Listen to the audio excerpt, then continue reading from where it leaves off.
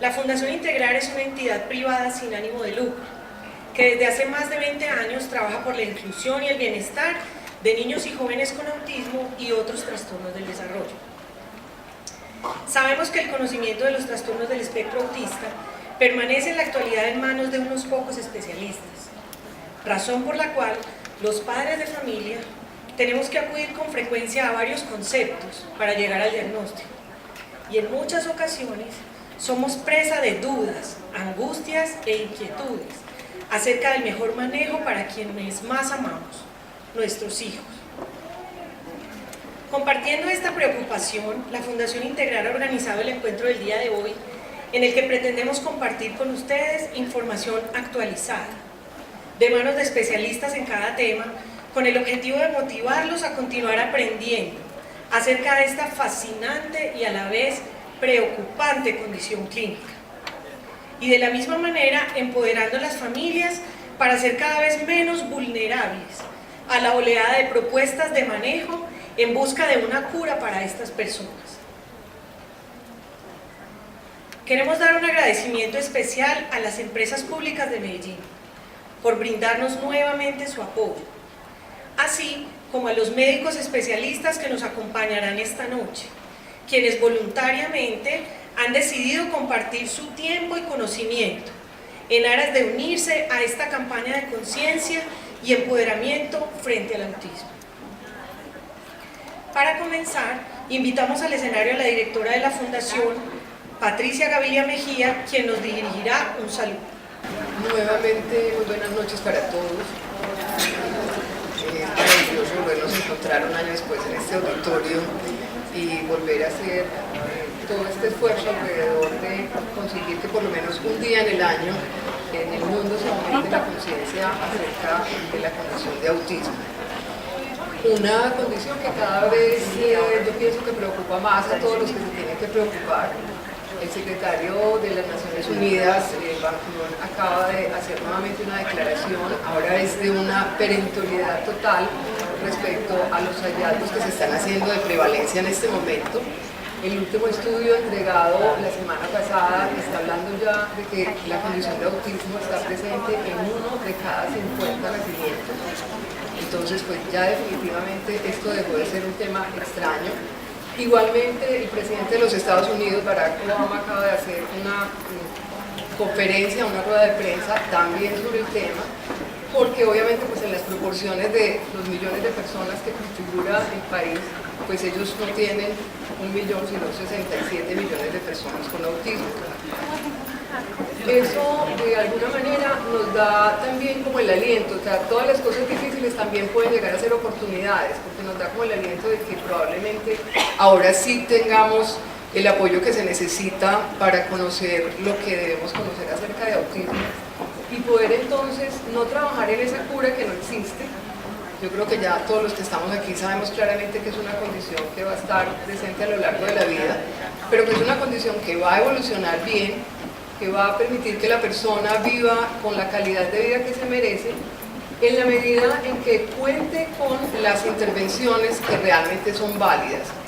Y el que se arme toda esta, digamos, alaraca en el mundo, este estar tanta gente preocupada por el tema, también nos va a ayudar a que podamos ir eliminando un montón de propuestas, de intervenciones, que ahora lo hablábamos acá mientras ustedes llegaban, que no sabe uno si los mismos médicos que las están ofreciendo si creerán lo que están diciendo, o si de entrada lo que plantean es simplemente hacer un negocio a costa de las personas. Entonces esa realmente es como la intención que tenemos ahora, no solamente que haya conciencia acerca de que la condición de autismo es una condición muy frecuente, que necesita mucha atención del mundo entero, sino que también hagamos conciencia de que no es válido hacer cualquier cosa, que solo deben, como personas dignas que son con todos sus derechos, de contar con intervenciones que estén validadas, que sean realmente efectivas, que no atenten contra su vida y que conduzcan a que tengan la vida plena que se merecen como cualquier otro ser humano. Entonces, estamos muy felices esta noche de contar con los 4 especialistas que van a tocar esos temas que sabemos que están tan candentes hoy: las dietas sí o no, las vacunas sí o no, qué pasa con las intervenciones que deben ser hechas con estos niños y qué pasa con toda la parte de medicación para estos niños y estos jóvenes.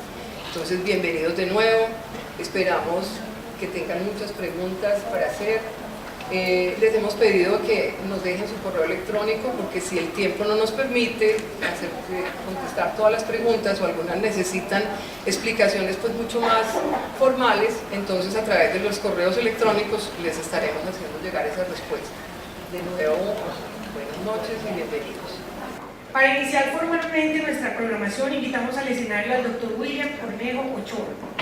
El Dr. William Cornejo es neurólogo egresado de la Universidad de Antioquia, neuropediatra de la Universidad René Descartes y magíster en epidemiología. Actualmente se desempeña como director del Grupo de Investigaciones en Trastornos de la Infancia y la Adolescencia, Pediaciencias. Es miembro del Grupo de Investigación en Genética Molecular GENMOL y miembro activo de las Asociaciones Colombianas de Neurología y Neurología Infantil. Además, es profesor titular de las Universidades de Antioquia y Universidad Pontificia Bolivariana. En el día de hoy, el Dr. William Cornejo nos compartirá su conocimiento acerca de las intervenciones conductuales basadas en evidencia. Bienvenido, doctor.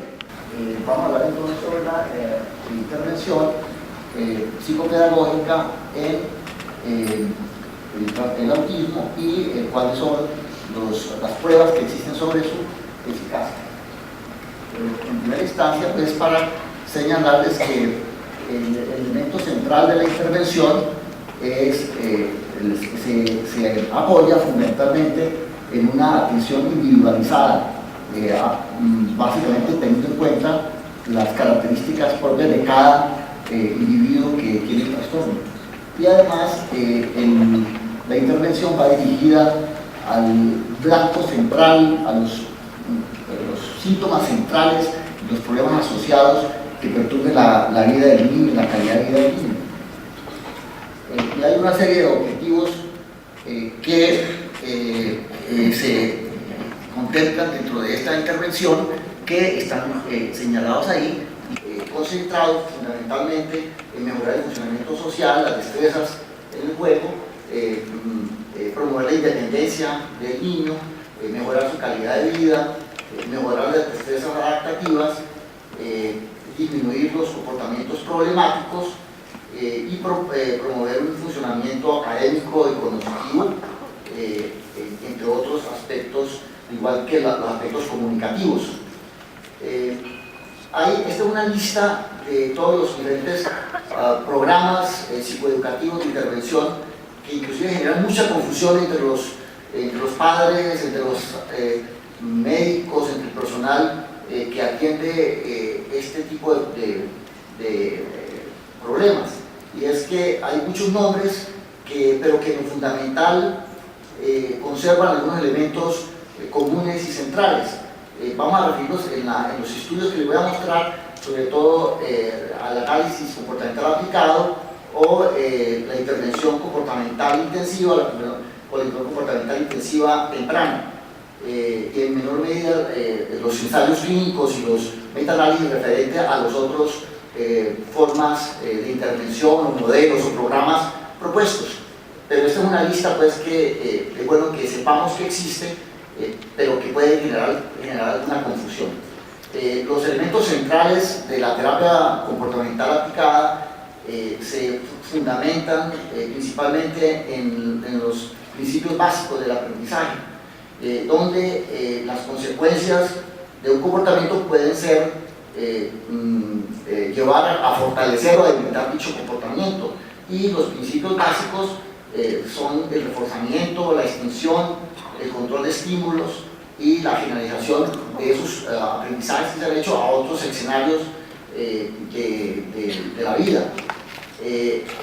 Básicamente para poder entender, digamos, este aspecto, porque es sobre lo que se fundamenta muchas de las ensayos clínicos que les voy a mostrar más adelante, es que todo comportamiento lleva a unas consecuencias, pero que esas consecuencias pueden ser positivas o pueden ser negativas, es decir, positivas cuando los comportamientos deseables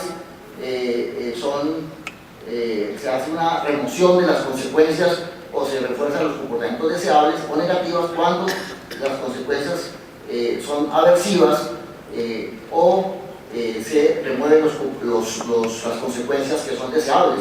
Ahora, cuando no está en una de estas dos formas de refuerzos, positivos o negativos, el comportamiento se va extinguiendo, ese comportamiento se va extinguiendo, lo que se llama extinción.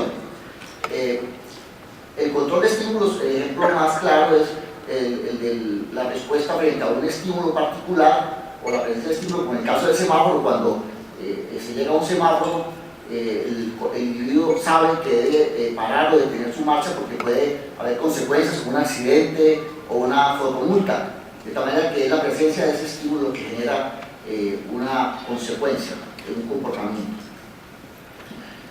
Hay un artículo de una revista científica, dos doctoras, que la doctora Cooper y la doctora Samson, son dos médicas que tienen hijos con autismo, y ellas en este artículo, en este journal, mencionan no solamente la prevalencia pues alta, en este momento, 2003 hablan de un caso por 1000 habitantes. Ustedes saben, ahora hay nuevos estudios de prevalencia que muestran prevalencias mucho más altas en autismo, pero lo que yo quiero destacar de lo que decían estas madres médicas con hijos con autismo es que ellas hablan de una plétora de tratamientos, pero señalan que en su experiencia personal ellas notan que hay muchas terapias que no tienen comprobación científica de su efectividad y que hacen perder tiempo y dinero a las familias y retrasan las intervenciones sobre las que sí existe evidencia científica. Por eso el título del artículo que ellas escribieron se llama así: niños con autismo merecen una intervención basada en la evidencia. Es un artículo muy bonito porque ellas tienen todas los atributos para cuestionar este aspecto. Y en ese sentido hay un estudio en la Universidad de California donde se evalúan todos los niños que llegaban a la terapia comportamental a la Universidad de California, les hacían una entrevista a los padres sobre qué tratamientos habían recibido antes de la terapia comportamental, y observen ustedes que la mayoría han tenido terapia de lenguaje, 85%, megavitamina, 61%, terapias de integración sensorial, el 66%, y dieta, el 50%. Y lo más interesante de todo es que cuando les preguntaban si ellos tenían la percepción de que les había servido, contestaban que la utilidad había sido ninguna o muy poca, muy escasa. Y entonces eso es lo que ha llevado a que hayan muchos falsos profetas en la terapia para el autismo, y hay que tener mucha cautela y siempre exigir la evidencia científica y estar acompañado por personas con experticia en el área. Y se ha hablado de las dietas, inclusive con libros que promueven por el internet, con libros gourmet para dietas, para libres de gluten o caseína. Ya hablará la doctora más adelante, la doctora Cristina Gómez. Y hay listas de alimentos no permitidos. Igualmente, bueno, hay estudios que muestran que no hay eficacia, ya será mencionado por la doctora, y se plantea pues que haya, si es una realidad o una ficción, el uso de las dietas, y claramente se demuestra a través de los estudios la poca efectividad, igual con las dietas de declinación que van a ser mencionadas, las antifúngicos, la secretina, donde también hay estudios que muestran, más de 3 ensayos clínicos controlados muestran que no hay ninguna evidencia de que demuestre su eficacia en la mayoría de los estudios. Hay inclusive terapias, si usted ve la lista de terapias no comprobadas científicamente, son más de 70 terapias en autismo. Una de ellas es, por ejemplo, esta, la del abrazo forzado, o holding therapy en inglés. Y este artículo es escrito por una paciente con autismo, con Asperger, que menciona ella esta frase, dice: la mayoría de las personas con autismo, incluida yo, dice ella, tenemos cierta defensa hacia el contacto y al tacto, hipersensibilidad al tacto. Entonces ella menciona que en cierta medida esas terapias pueden ser una violación hacia el niño, un abuso hacia el niño. Entonces hay que tener mucho cuidado, porque no solamente es los costos que tienen las terapias, sino el daño que se puede producir o los perjuicios que pueden producir al niño. De tal manera que en este escenario, en este universo, debemos saber nosotros dónde estamos parados como este astronauta, dónde estamos parados en cuanto a la evidencia existente y las pruebas existentes a nivel científico en las terapias más apropiadas para el tratamiento del autismo. Y una de las armas más importantes para verificar si una terapia es apropiada o no, se llaman los ensayos clínicos controlados, que básicamente lo voy a mencionar estos elementos como para poder adentrarnos después a lo que me interesa que entendamos, y es que esa estrategia de investigación que llaman ensayos clínicos controlados permite comparar una terapia con otras terapias o con un control donde no hay terapia en algunos casos, y permite evaluar y medir los resultados. Esos estudios se llaman estudios comparativos controlados y permite evaluar la eficacia no solamente de medicamentos, sino de intervenciones que pueden ser intervenciones comportamentales, psicológicas y de cualquier otro tipo. O sea que ese es como el gold estándar, la prueba reina para decidir si una terapia es apropiada o no, si es eficaz y si además es costo efectivo, porque es el otro problema que siempre tenemos que mirar, si las terapias son costo efectivas. Y en eso hay ejemplos en el mundo. Tal vez en 1700 fue el primer ensayo clínico que hubo, que fue el Dr. Lind. El Dr. Lind era un médico de la Armada Británica, en ese barco llamado Salisbury. Él hizo el primer ensayo, que en las travesías se morían muchos marineros porque le daba un sangrado, hemorragias, y él con una prueba le dio a 2 marineros, le dio sida, a otros 2 marineros le dio agua de mar, a otros 2 marineros le dio ácido sulfúrico, a otros 2 marineros le dio jugo de limón y naranja, y demostró que los únicos que recuperaron fueron los que le dio jugo de limón y naranja. Y eso fue en la historia de la humanidad el primer ensayo clínico que se describe, que llevó a que la Armada Británica comenzara a cargar limones y naranjas en los barcos en las grandes travesías. Lo mismo Jenner es otro ejemplo de ensayos clínicos. Pero ahorita que como hay muchos ensayos clínicos, hay volúmenes de cantidad de material de ensayos clínicos, eso hace que sea muy difícil para los científicos, para los médicos, para los psicólogos, para el personal científico, acceder a toda la información. Entonces ya hay algunas personas que se encargan de resumir toda esa información. Es lo que llaman los metaanálisis y las revisiones sistemáticas, que son métodos donde se cuantifica y se sintetiza y se resume toda la información que dan 2, 3, 4, 10 ensayos clínicos que existan sobre el tema. Eso permite que podamos rodar mejor en las terapias y evitar los caminos destapados.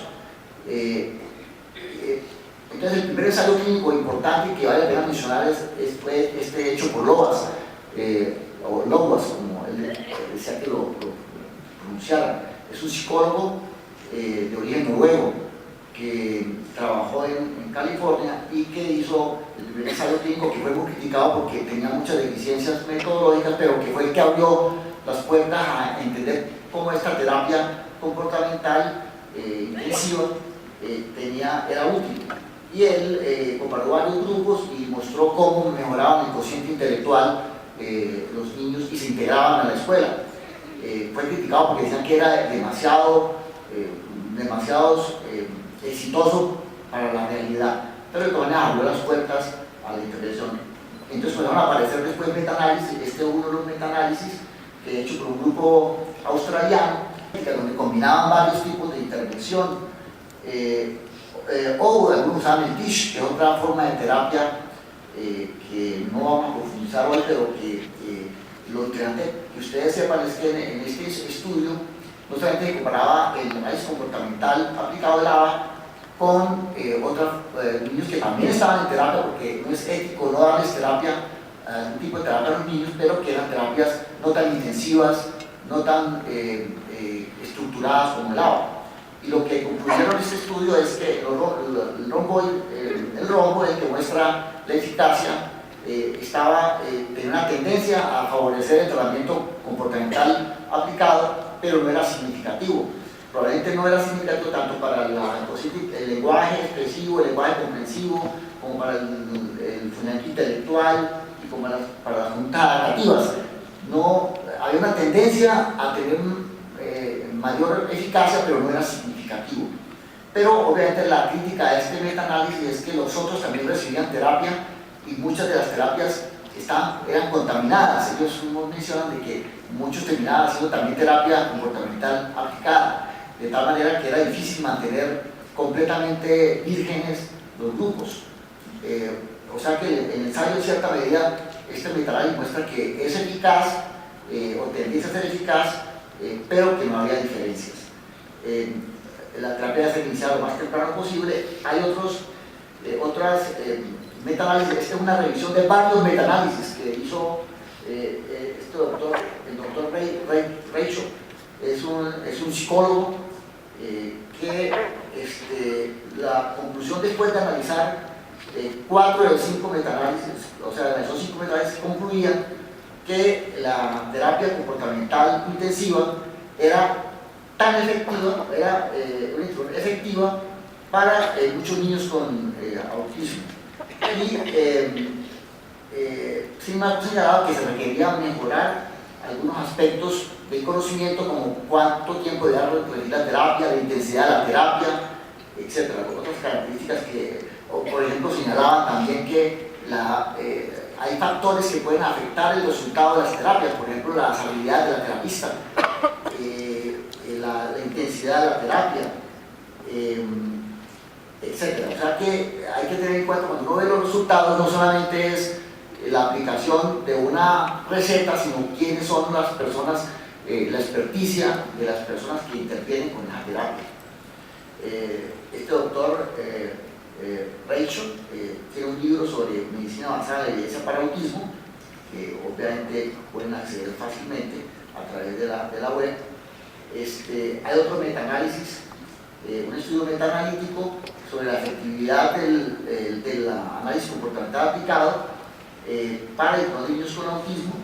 Este fue un trabajo hecho por la doctora Peter Schiffer, que es de los Países Bajos, y este trabajo, los autores concluyen que los niños quienes reciben terapia comportamental intensiva temprana muestran un mayor cociente intelectual, un cociente intelectual no verbal también más alto, muestran mejores resultados en la parte del lenguaje receptivo y expresivo, muestran un mejor comportamiento adaptativo que aquellos niños que pertenecían al grupo control. Ellos fuertemente apoyan o soportan, con base en este metaanálisis, la importancia de la intervención comportamental en el tratamiento de niños con autismo. Hay otro metaanálisis. Yo estoy mencionando todos los metaanálisis porque es lo que nos facilita que ustedes puedan ver toda la literatura que hay científica que demuestra la eficacia de esta intervención comportamental aplicada, que algunos llaman ABA, porque hay muchas variaciones o hay modificaciones o adiciones a la terapia en la medida que los expertos, porque ese es el otro punto que yo quisiera mencionar, la evidencia no solamente son estos ensayos clínicos que yo estoy mostrando en el análisis, sino que la evidencia tiene otros dos componentes, y es cuál es la experticia de las personas que trabajan en el área, que se dan cuenta los resultados de las intervenciones, y además cuál es la preferencia y los intereses de los padres y las familias, que también se dan cuenta de la eficacia de las terapias. Entonces, la evidencia, esto que decimos tanto es parte de la evidencia, porque hay otros componentes que ya les acabo de mencionar. En este metaanálisis, entonces la conclusión es que los autores concluyen que los resultados del metaanálisis sugieren que la terapia comportamental temprana, esos programas, son efectivos para cambiar diferentes aspectos del desarrollo del niño con autismo. O sea, otro nuevo metaanálisis que concluye, saca esa conclusión. Otro metaanálisis también sobre las terapias comportamentales aplicadas también muestra como conclusión, este trabajo mostró como conclusión que los resultados sugerían que a largo término había con terapia esa intervención llevaba a cambios positivos o efectos positivos, tanto medianos como grandes, en ítems relacionados con el funcionamiento intelectual, con el lenguaje, el desarrollo del lenguaje, con la adquisición de destrezas para la vida diaria y para el funcionamiento social de los niños. O sea, otra evidencia más, y todos son hechos por psicólogos, por médicos, por investigadores, con diferentes tipos de ensayos clínicos resumidos. Este otro estudio que hicieron, donde ya no escogieron los ensayos clínicos propiamente, sino cogieron los individuos de cada uno de los ensayos clínicos y los reunieron 309 niños que recibieron terapia comportamental y los compararon con otros grupos de niños que no habían recibido terapia comportamental por ABA. Y la conclusión es que muchos niños con terapia de intervención comportamental que sufrieron la terapia, porque se les realizó la terapia comportamental, alcanzaron cambios en el cociente intelectual casi el 30% comparándose con los grupos control, que apenas fue cambios en 2.6% o 8.7%. Y lo mismo encontraron, hubo cambios también en otras funciones, pero lo que hay que resaltar acá es un valor que es lo que llaman número necesario a tratar, y es que para mejorar el cociente intelectual o mejorar el comportamiento adaptativo, según este estudio, si uno trata 7 niños o 5 niños para el cociente intelectual, con esta intervención se puede mejorar 1. En la medida que el número necesario de tratar es muy alto, si por ejemplo uno tiene un número necesario de tratar de 100, entonces hay que tratar 100 niños para que uno se mejore. Es una terapia que es muy poco útil. O sea, y si la terapia es bien costosa, es un lío, porque entonces uno trata 100 niños con una terapia que apenas es muy costosa, por ejemplo con un fármaco muy costoso, y uno le da ese fármaco a 100 niños para que solamente se mejore uno. Es diferente a si uno da el fármaco para 5 niños o 7 niños y se mejora uno. En este caso, la efectividad, la eficacia del medicamento, de la intervención comportamental es muy alta con ese número necesario a tratar. Otro